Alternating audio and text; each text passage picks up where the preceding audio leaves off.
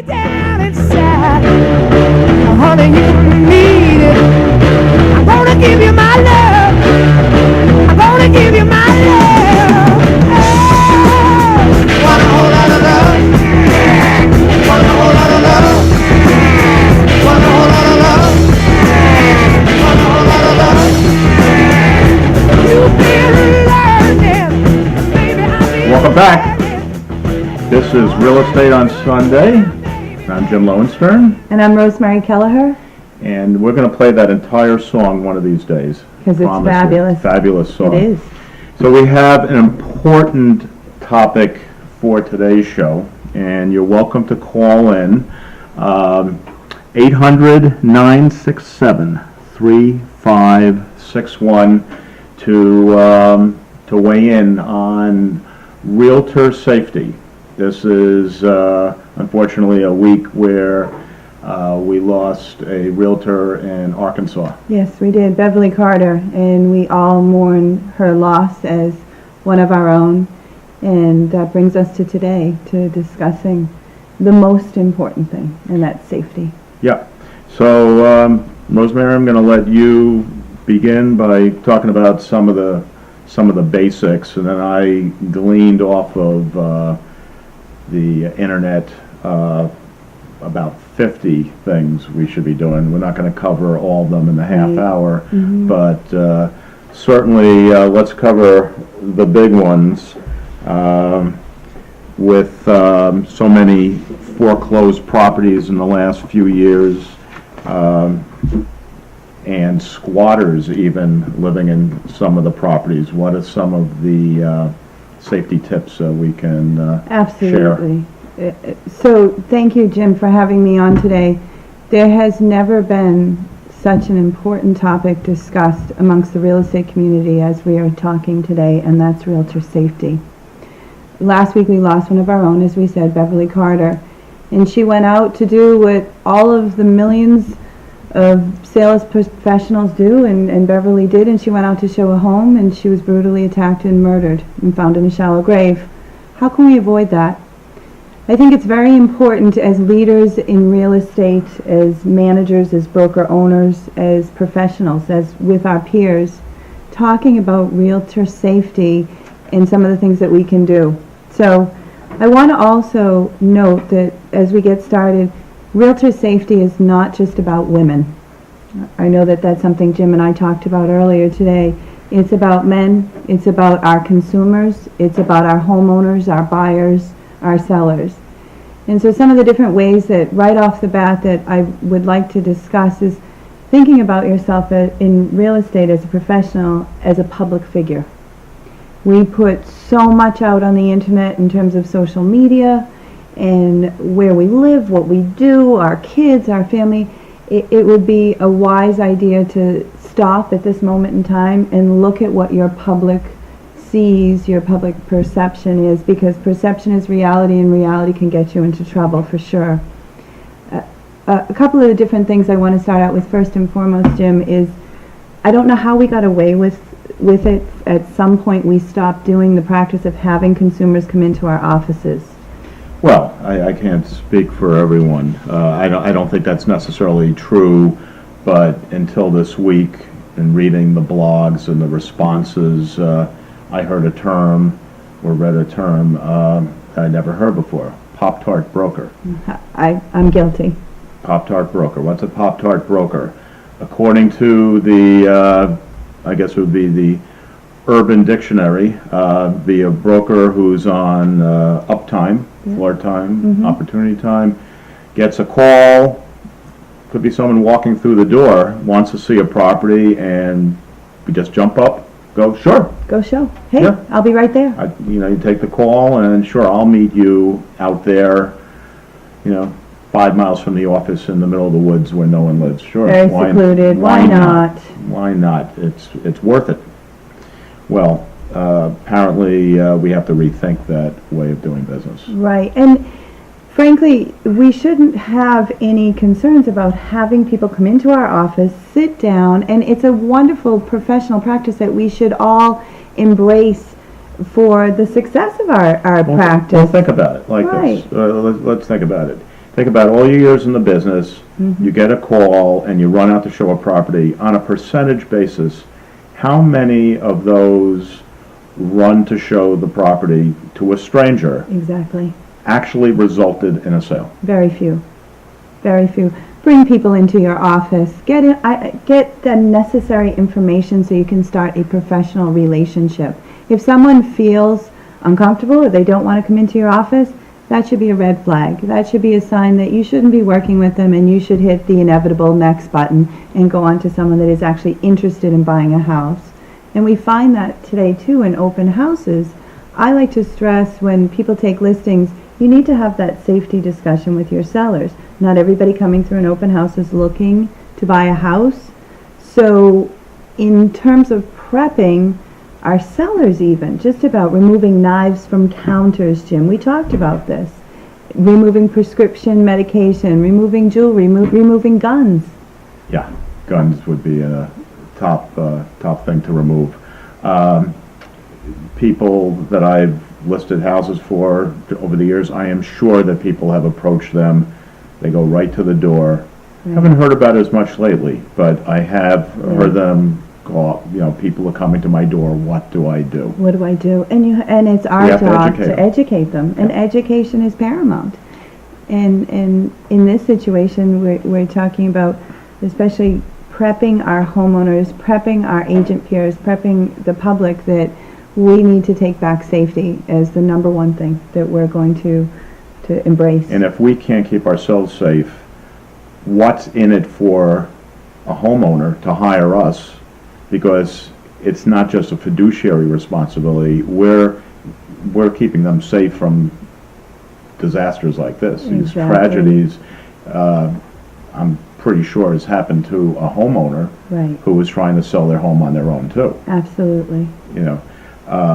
You talk about home break-ins, people kicking doors down, people robbing houses. How much easier is it when you just let them in? We go up and down streets every day when we drive around, and I like to explain to sellers, the minute that we put a house on the market, it's overexposed. Attention is drawn to it, just as if we put a spotlight right on their front door. So all of a sudden, driving down Middle America on a street and seeing all these houses, now there's one that sticks out.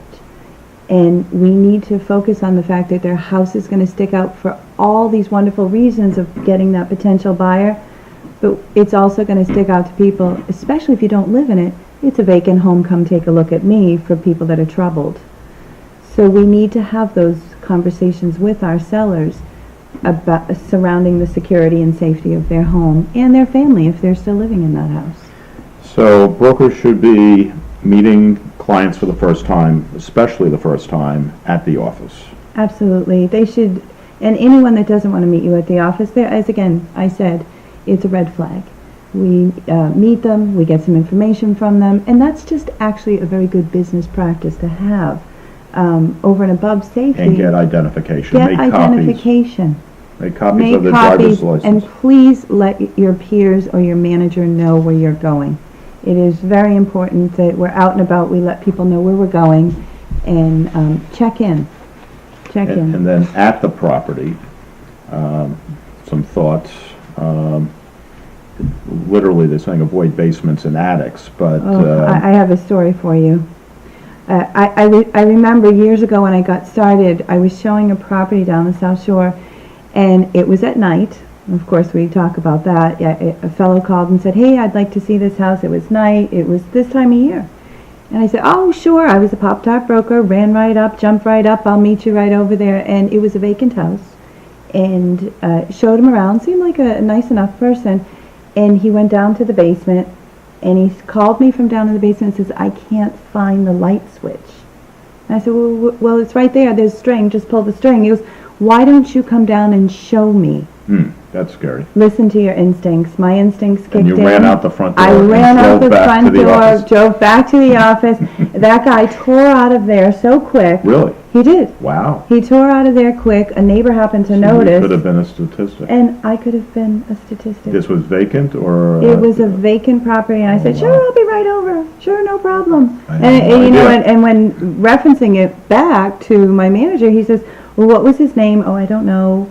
What kind of car did you drive? Oh, I can't really remember. And it's just seriously not. What did he look like? It was dark. Yeah, it was dark. It was the fall. It was this time of year. Not funny. Not fun. Not funny Not at all. So, don't walk behind potential buyers. I guess that would,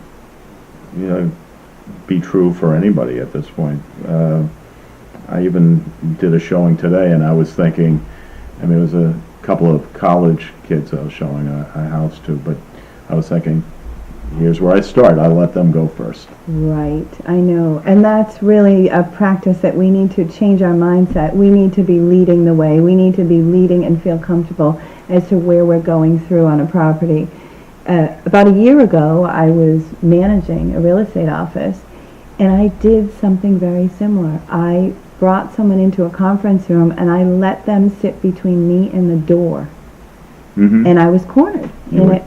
And it resulted in a person that was very angry and disgruntled, a tenant whose house had been sold, and she was a little deranged and thought she owned the house and had been sold out from under her. Well, I brought her into a conference room, sat in a corner, she had access to the door, and she completely wigged out. Police were involved, the whole bit. Shame on me, not shame on her. You have to realize where you are and be aware of your surroundings. Same thing with parking. Don't find yourself boxed in by the cars that come in behind you. Never have that moment Always that you have can an get escape away. route Have an planned. escape route. And have an excuse if you feel uncomfortable. In other words, my phone just went off. I'm feeling terribly sick right now. I something, we'll have to reschedule. Nobody professionally is going to have a problem with you if you all of a sudden, something's come over me, I don't feel well, I need to reschedule. What do you say to that? You just, whatever you had the best idea, you just ran. I ran. Did you really do that? I did, I ran. And I just want to share with all of you listening out there. You really felt I felt very threatened because I have had self-defense courses, and I know that a lot of offices bring people in to teach self-defense and training. I want to tell you, if you, God forbid, are ever in the situation that there is a gun involved, you run. And the reason I say that is because every step that you get further away from that gun, the less likely it is to hit a vital organ. And so you're in a situation where someone has a gun, you just run. Don't look back, just run. We had a situation in our town here outside of Boston, Newton, Massachusetts, which is usually known as the safest city in the whole country. But a woman comes into an open house, leaves, comes back at the end of the open house with a gentleman who then proceeded to pull out a gun and threaten the realtor. And she didn't run. And she didn't talk. She literally found a way to grab his wrist, and the gun went off. Luckily, she wasn't hit, and they ran out, but she could have been in big trouble. Again, you run. Well, again, she might have been boxed in. Right. So is it going to come to a point where realtors are carrying weapons? They are. They already are. They are. Probably are. They're carrying mace, they're carrying guns, and frankly, a lot of them with very little training or skills or practice to know how to use them. I think strategy versus weapons is the way to go. People might have a difference of opinion, but some of these strategies that we're talking about today are truly ones that you need to start to embrace in your daily practice. Well, Robert Siciliano, he's a Boston-based security expert.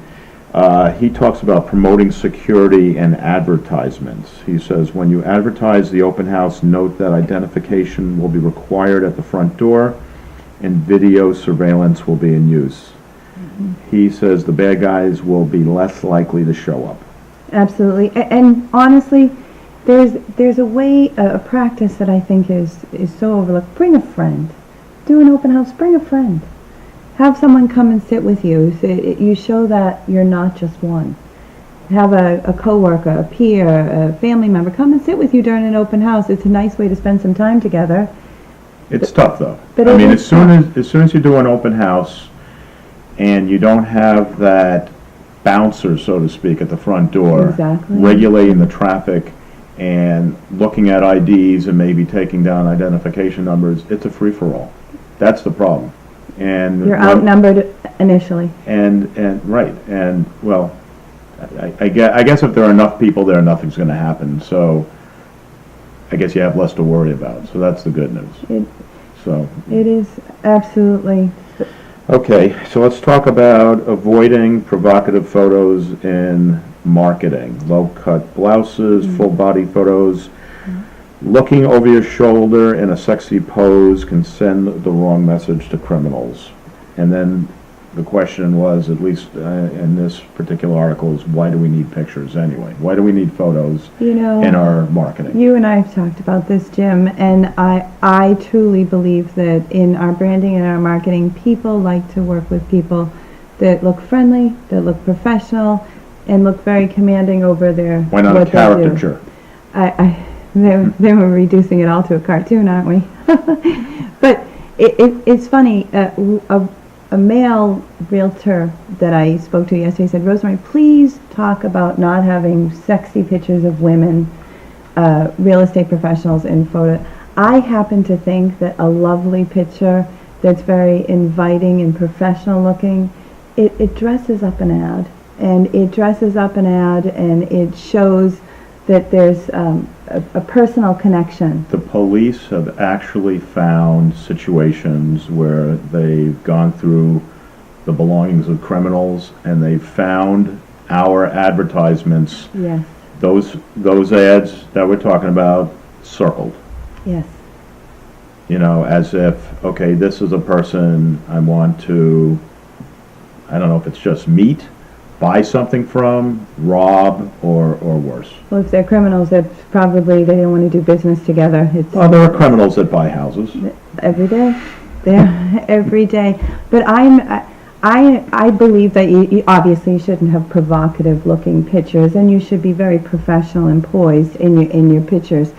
It wasn't always the case. I mean, I was literally doing business for a while, and then I drove down the street one day, almost ran off the road when I saw a big yard sign with one of my competitors' photos on the sign.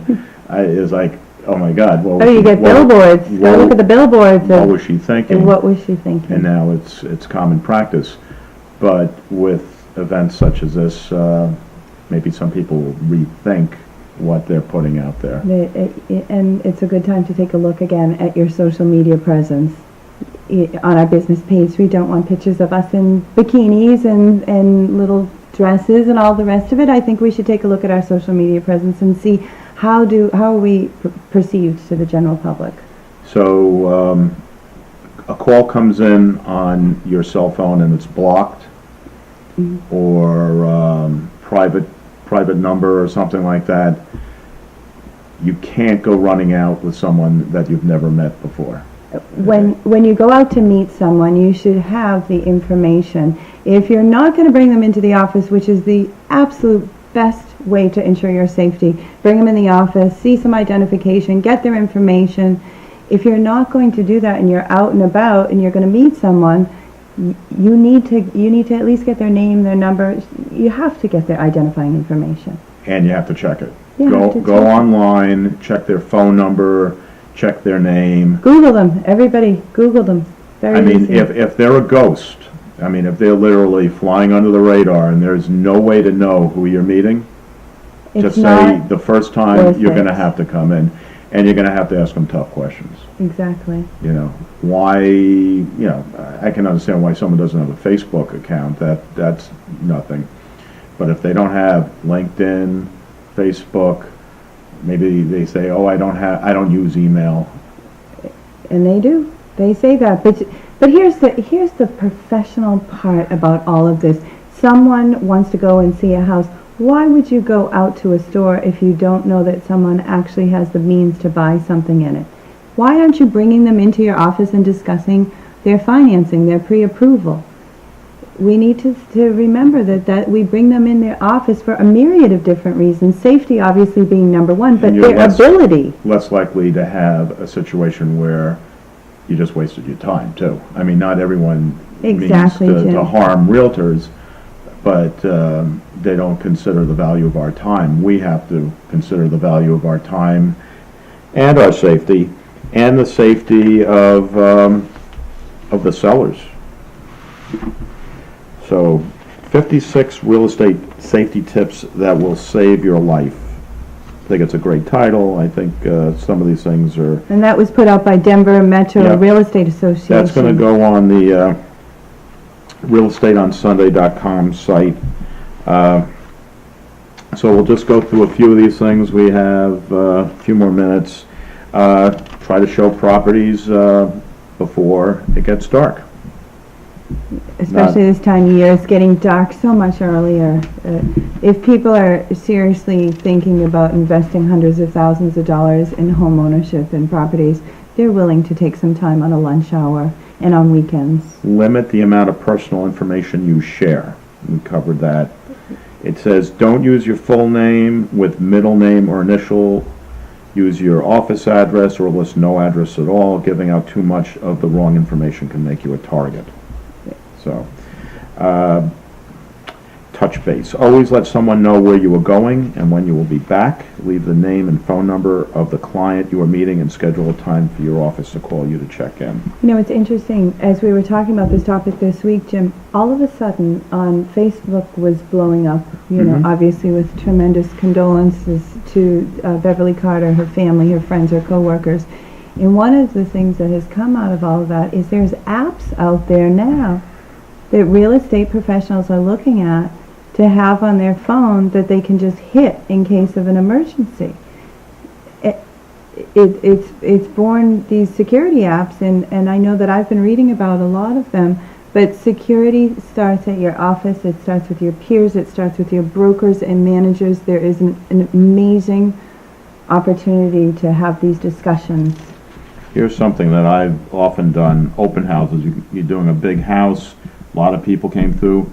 I will take the sign down, I will lock it, and I will check not just every room, I will check the closets. I don't know if I've ever looked under beds. I've looked under beds. I probably You have. probably have. I think we all I have. probably have looked under beds. But I think I feel... Make sure you're aware of I how many are coming I think I feel in. pretty silly doing that. Well, you know what? Silly. If silly saves, it's okay. Tell your clients not to show their home by themselves.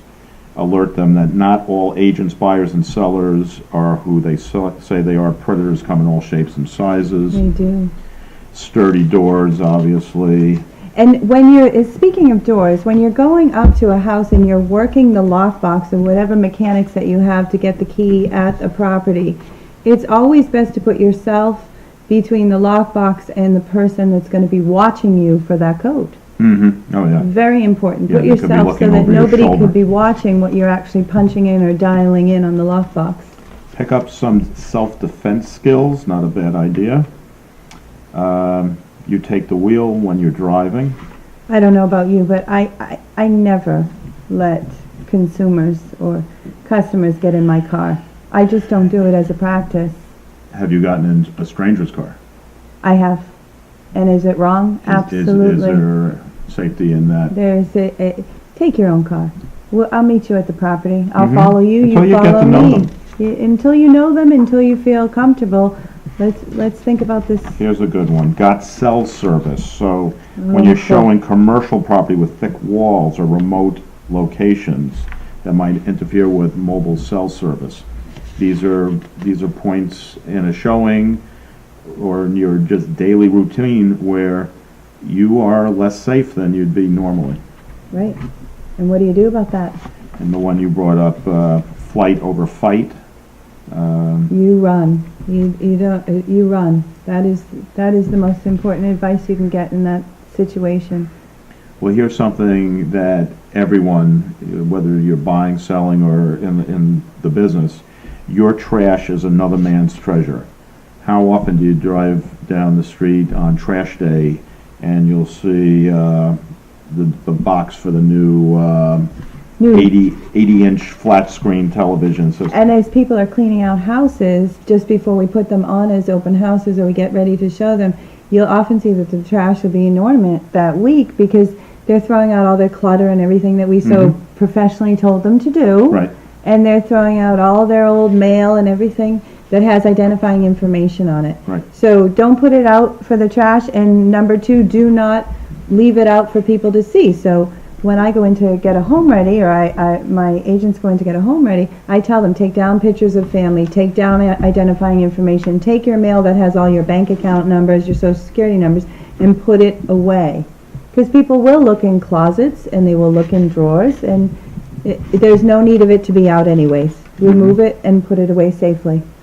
Realtors should agree on an office distress code, a secret word, a phrase that is not commonly used but can be worked into any conversation for cases where you feel that you are in danger.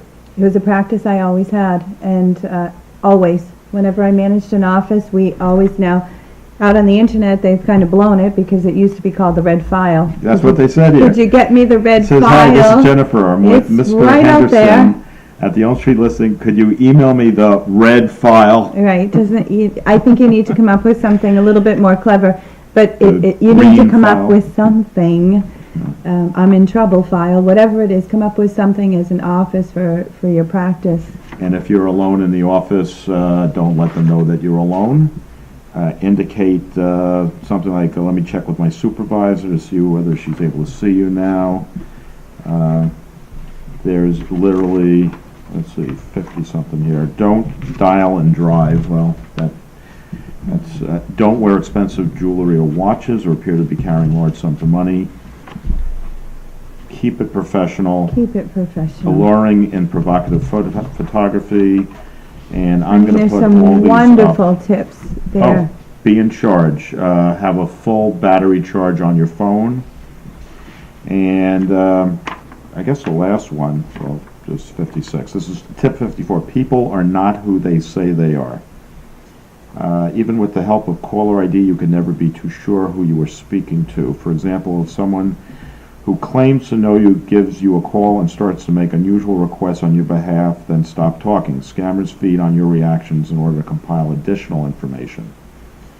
Hint, if the caller has no recollection of previous conversations, then they are not who they say they are. I get calls all the time. I just ask them the name of their company. A simple question like that, what do you think happens almost every time? They hang up. They hang up. It's amazing. They hang up. So, Well, I certainly hope that this week, this month, as we go forward, that all real estate agents and brokers, owners, managers will take the time to discuss the most important thing in our and industry.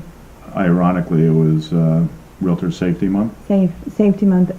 NAR traditionally has earmarked September as Realtor Safety Month. And there is if you go onto the NAR website, there's a package that can be downloaded.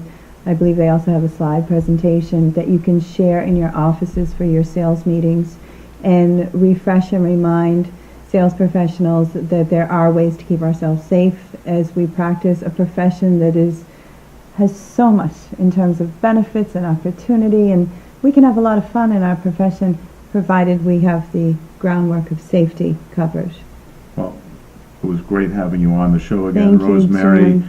Our condolences and our sympathies to Beverly Carter's family and friends and co-workers. And tune in next week. I have no idea what the topic will be at this point. It will be entertaining. It's always entertaining. That's Today, for sure. we're Thank glad you. you dropped by. And it's Jim Lowenstern. Rosemary Kelleher. And check out realestateonsunday.com for all these safety tips. The links will be there. Thank you.